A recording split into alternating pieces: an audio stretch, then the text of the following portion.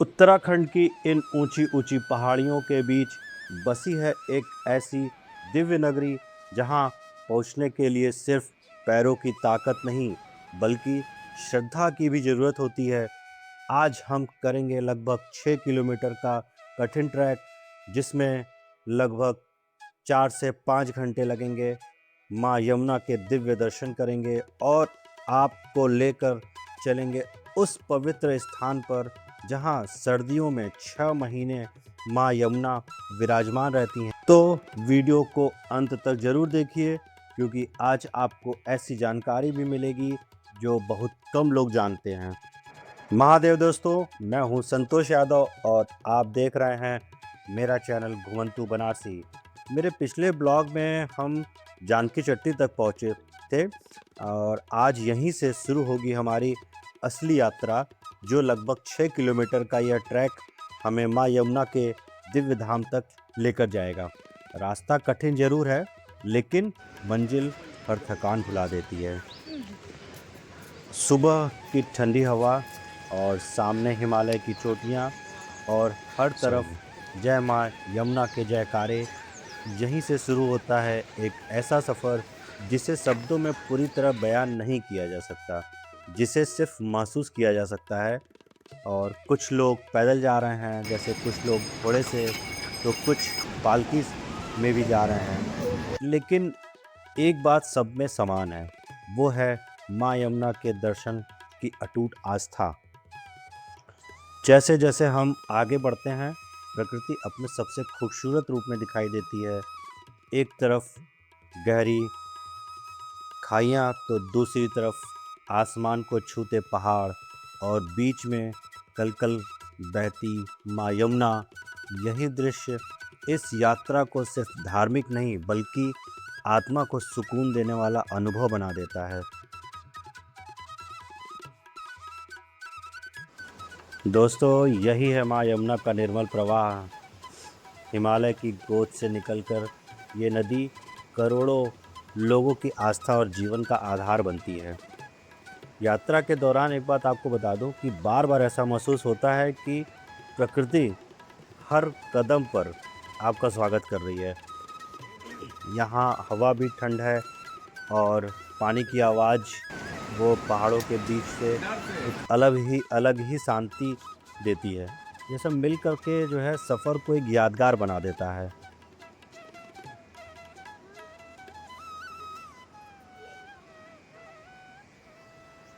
दोस्तों, इस रास्ते पर चलते हुए एक बात बार बार महसूस होता है और कि यहाँ कोई अमीर नहीं और ना ही कोई गरीब है।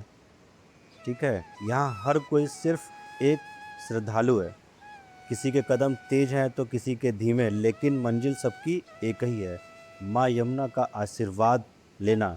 शायद यही वजह है कि चार धाम यात्रा सिर्फ एक यात्रा नहीं बल्कि जीवन का एक अनुभव बन जाती है।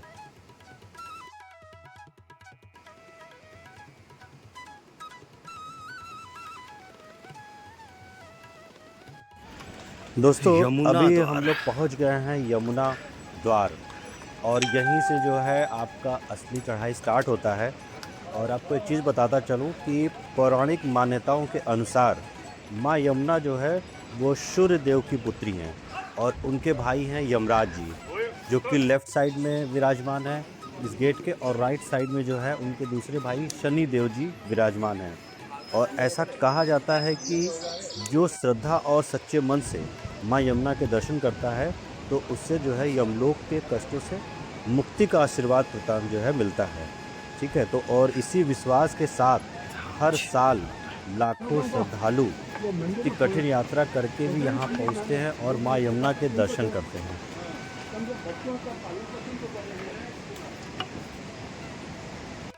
दोस्तों, जैसे जैसे हम ऊपर बढ़ रहे हैं ट्रैक थोड़ा मुश्किल होता जा रहा है और सांसें भी जो है बहुत तेज़ चल रही हैं इस वक्त। हर कदम पे आपको सच बताऊं, सांस यहाँ बहुत फूलती है। ये एक बिल्कुल मामूली सी बात है, कोई भी एक कदम चलेगा तो उसकी सांस जो है फूलना एक आम बात है। लेकिन एक चीज़ और है, हर कदम के साथ एक ही भावना है कि बस जल्दी से जो है माँ यमुना के दर्शन हो जाए और सच कहूँ तो इस यात्रा में शरीर जरूर थकता है, लेकिन मन हर कदम पर और मजबूत होता जाता है।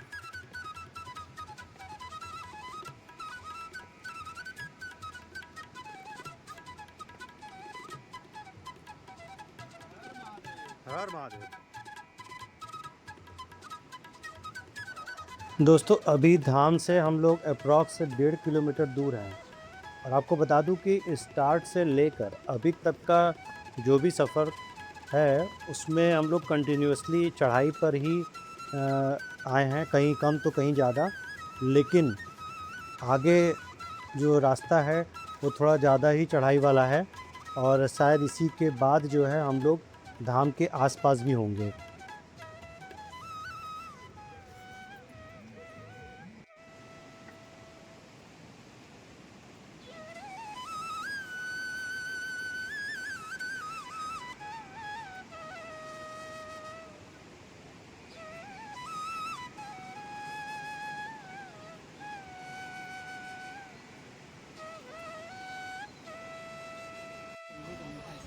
अब हम पहुंचने वाले हैं उस स्थान पर जहां भक्तों की वर्षों पुरानी मनोकामना पूरी होती है। अरे दोस्तों क्या बताऊं, आखिर वो पल आ ही गया है जिसका मैं कई सालों से इंतज़ार कर रहा था। आपको मैं बता दूं कि मैं घर से लगभग 1200 किलोमीटर दूर आया हूं, और 2 दिन की जो है लॉन्ग ड्राइव भी इसमें था, और लास्ट में हमारा जो है 6 किलोमीटर का जो कठिन ट्रैक है उसको भी मैंने पूरा किया है। और इतनी दूर आने के बाद माँ यमुना के जो है मंदिर के दर्शन हुए हैं। मतलब देख के ये पल जो है ना, ये क्षण मेरे लिए बड़ा यादगार है। और सही बताऊं तो जितना भी अभी थकान था ना, ये सब जैसे अचानक से गायब हो गया। और सच बताया जाए तो यही एक आस्था का सबसे बड़ा जो है शक्ति है, ये कह सकते हैं दोस्तों कि इसको जो है ना सिर्फ अनुभव किया जा सकता है, और उसको बयान नहीं किया जा सकता जो मैं अभी फील कर रहा हूँ।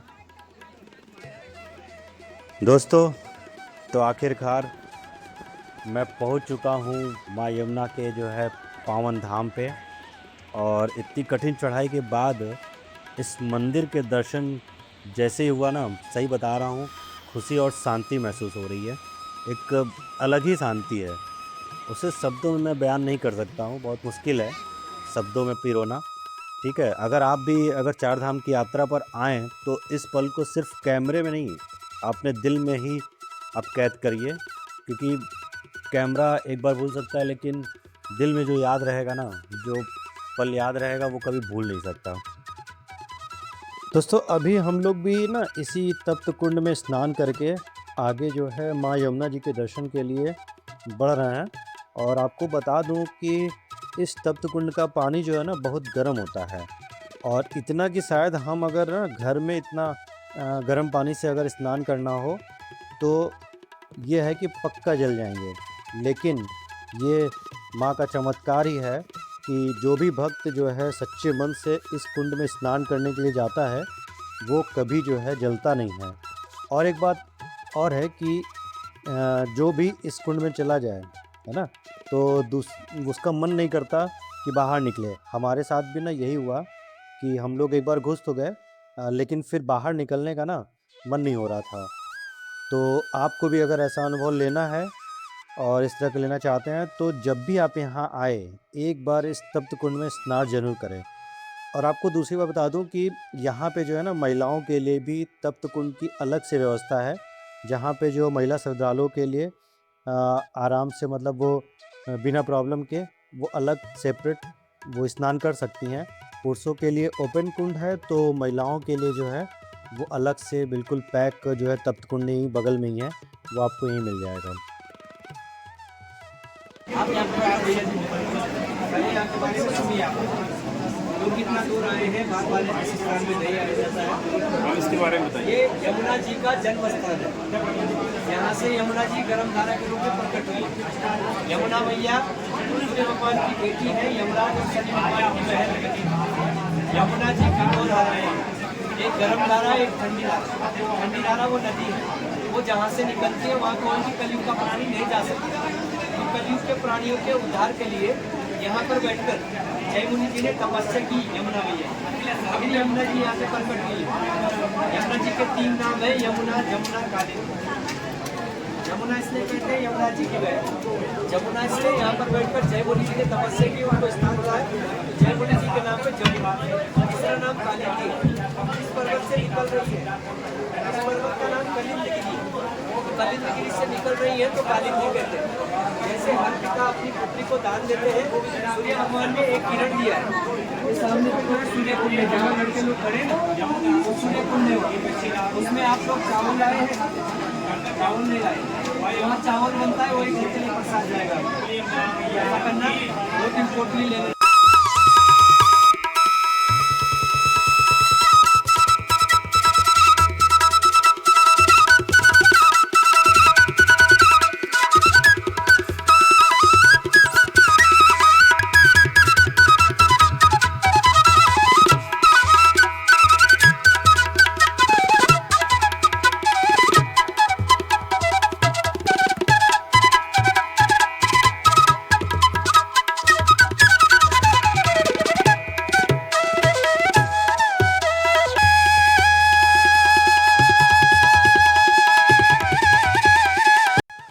दोस्तों, जब हम लोग मंदिर में जो है एंटर करते हैं तो हम लोग सबसे पहले या श्रद्धालु जितने भी आते हैं वो सबसे पहले दिव्य शिला की पूजा करते हैं।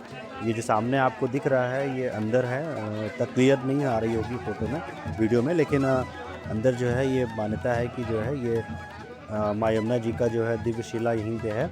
और मान्यता है कि यमुना जी के दर्शन से पहले इस पवित्र शिला का जो है पूजन करना शुभ माना जाता है। और सदियों से यही चला आ रहा है कि जो है ये परंपरा चली आ रही है कि जो है आज उसको लोग जो है बड़े श्रद्धा के साथ निभाते हैं।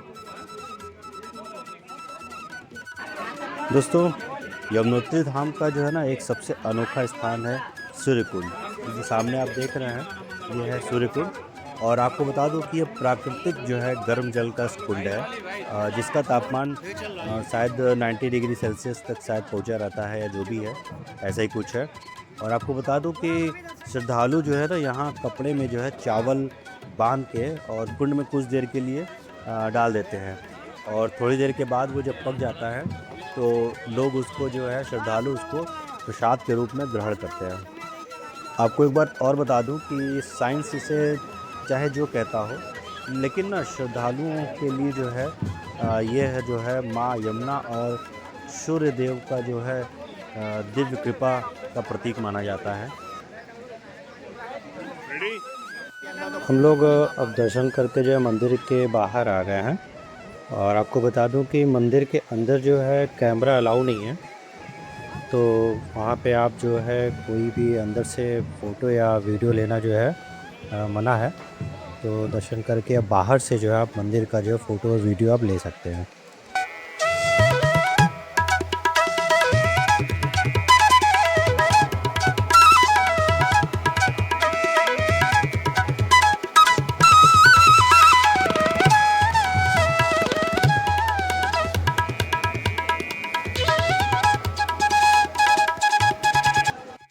ये मंदिर के सामने जो जल प्रवाह देख रहे हैं ये माँ यमुना का है, जो कि ऊपर ग्लेशियर से आ रही हैं। और ये ठंडे पानी की जो है जलधारा है। और यहाँ भी लोग स्नान करते हैं, कुछ लोग स्नान कर भी रहे हैं।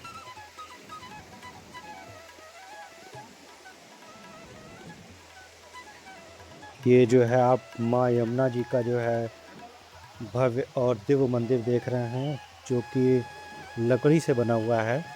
ये माँ यमुना का जो है भव्य और दिव्य मंदिर मेरे सामने आप देख रहे हैं।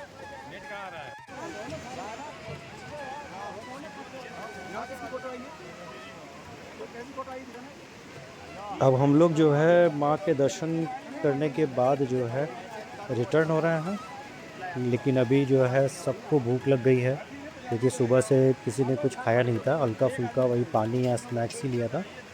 तो अब हम लोग पहले पेट पूजा करेंगे, फिर उसके बाद जो है रिटर्निंग की यात्रा कंप्लीट करेंगे। तो दोस्तों आपको जो है अब रेट लिस्ट के बारे में थोड़ा बता देता हूँ, जिसमें कि आपका घोड़े का रेट, पालकी और पिट्ठू का रेट है। तो यदि आप जो है अगर घोड़ा बुक करते हैं और घोड़े से जाना चाहते हैं तो उसका जो यहाँ पे प्रीपेड रेट है वो लगभग 3800 के अप्रॉक्स है। और यदि आप जो है पिट्ठू बुक करना चाहते हैं तो उसका जो यहाँ पे प्रीपेड रेट है वो लगभग 2100 से लेकर के 3000 तक है, डिपेंड करता है कि क्या वेट है। और तीसरा ऑप्शन जो है वो है पालकी, जिसको 4 बंदे जो है लेके जाते हैं। और यदि उसका रेट अगर प्रीपेड रेट देखें तो वो लगभग 8000 के आसपास पड़ता है। तो दोस्तों आपको ये भी बता दूं कि अगर श्रद्धालुओं की संख्या जो है धाम पे अगर ज़्यादा है तो आपको जो है प्रीपेड रेट पे मिलेगा, और ये लेकिन श्रद्धालुओं की संख्या अगर कम है तो ये रेट जो है निगोशिएबल है, तो आप निगोशिएट कर सकते हैं। दोस्तों अगर हम जो है खर्चे की बात करें इस यमुनोत्री ट्रैक के लिए, तो इस पे मेनली आपका जो खर्च है वो नाश्ते पानी का ही है। पानी तो आपको लगभग हर जगह रास्ते में मिल जाएगा, नाश्ते की भी व्यवस्था है। तो जो आपको खुद से जो है अपने से परचेज़ करना है तो वो मान के चलिए कि 400 से लेके 500-600-700 रुपये तक खर्च आना है, और ये तो नॉर्मल है। इसके अलावा जो खर्च वही आएगा यदि आप कोई मोड यूज़ करते हैं पिट्ठू, घोड़ा या जो है पालकी में से, वही आपका एक्स्ट्रा खर्च आने वाला है। बाकी धाम पे आपका प्रसाद वगैरह का जो खर्च हल्का फुल्का है वही होगा, दान दक्षिणे का। अदरवाइज़ जो मेनली जो है देखा जाए तो 400 से 500 रुपये या 700 रुपये तक के बीच में आपका जो है ये पूरा ट्रैक का एक्सपेंस आने वाला है। यहाँ कौन कौन है? पप्पू भैया है, क्या खा रहे हैं? समोसा, छोला। हाँ, वीडियो चक्कर में जन पर चम्मच गिरा था। पाठक सर है, जलेबी नहीं आया, फिर से करो, फिर से दिखाओ। ये अब आया, चू गया। इधर आओ, इधर। ये सवास पप्पू भैया, यही सवास, छोला, समोसा, गोपाल भैया क्या खा रहे हैं? उधर छुरा के रख ले हुआ, इधर रखा सामने। ये है भैया कौन? अनिल मौर्य। ये है अनिल दूसर के मोटू अनिल।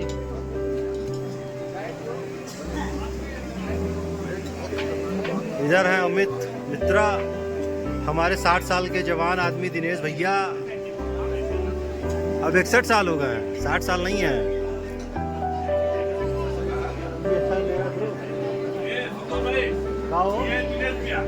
और है, अरे हम भी हैं। और क्या, हमको छोड़ दिए आप? छोला समोसा हाँ, सब खा रहे तो हम भी खाएंगे ना। ये है ब्रेड पकौड़ा शौकीन अमित मित्रा। कुछ मिले न मिले, ब्रेड पकौड़ा जरूर मिले।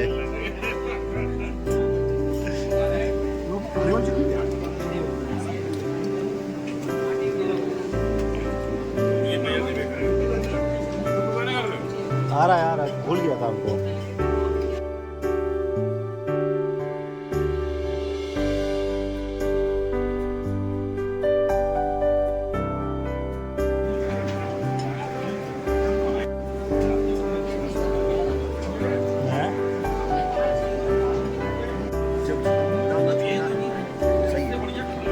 ये है समोसा छोला।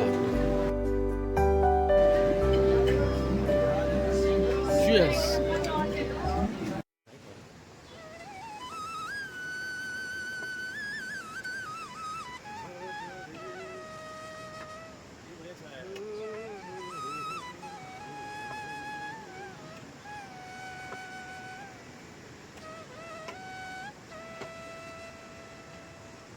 दोस्तों आपको एक और बात बता दूं कि अभी हमारी यात्रा पूरी नहीं हुई है।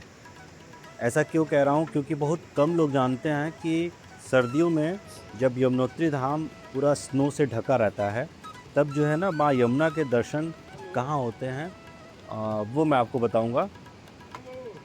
तो दोस्तों माँ यमुना जी के दर्शन के बाद मन में तो एक अलग शांति मिल ही गई है। और आपको ये भी बता दूं कि अभी हमारी यात्रा जो है पूरी नहीं हुई है, ठीक है। अब हम लोग वहाँ चल रहे हैं जहाँ पे के बारे में बहुत कम लोग जानते हैं। और आपको ये भी बता दूं कि सर्दियों में आप सोचते होंगे कि शायद मंदिर बंद होने के बाद जो है माँ यमुना का दर्शन नहीं होता है। तो ऐसा नहीं है। तो ये जो ब्लॉग है, ये आगे की जो जानकारी है, ये उसी से रिलेटेड है कि आप सर्दियों में माँ यमुना का दर्शन कैसे करेंगे। तो दोस्तों आपको बता दूं कि ये खरसाली गांव है, जो कि जानकी चट्टी के पास ही जो है एक टिले पे, मतलब पहाड़, छोटी सी पहाड़ी पे है, उसी पे स्थित है छोटा सा गांव। और देखा जाए तो धार्मिक दृष्टि से बहुत ही महत्वपूर्ण है ये, जो कि आपको बता दूं कि हर साल दीपावली के बाद जब यमुनोत्री मंदिर के कपाट बंद हो जाते हैं, तब माँ यमुना की जो है उत्सव डोली वहाँ से चलती है, और जो कि पूरी विधि विधान के साथ यहाँ लाई जाती है, और अगले 6 महीने तक जो है माँ का दर्शन यहीं पे लोग करते हैं। तो दोस्तों यही वह स्थान है जहाँ सर्दियों के दौरान माँ जो है विराजमान रहती हैं यहाँ पर, और परंपरा और आस्था का ये अद्भुत स्वरूप जो है, जो कि सदियों से आज तक उसी श्रद्धा के साथ निभाया जा रहा है। तो दोस्तों इसी श्रद्धा के साथ मैं अपना यह ब्लॉग यहीं समाप्त करता हूं, और विश्वास इस बात का है कि आप लोगों को मेरा ये ब्लॉग अच्छा लगा हो। अगर कोई कमी लगी हो तो प्लीज़ मुझे कमेंट में सुझाव ज़रूर दें, और साथ में आपके सहयोग की कामना करते हुए कि मेरे इस ब्लॉग को लाइक और शेयर ज़रूर करें। और यदि आपने मेरा चैनल अगर अभी तक सब्सक्राइब नहीं किया है तो प्लीज़ सब्सक्राइब भी ज़रूर करें। यमुना मैया की जय। दोस्तों अब आपसे अपने नेक्स्ट ब्लॉग, जो कि गंगोत्री यात्रा से रिलेटेड है, के ब्लॉग में आपसे फिर मिलता हूँ। तब तक के लिए महादेव।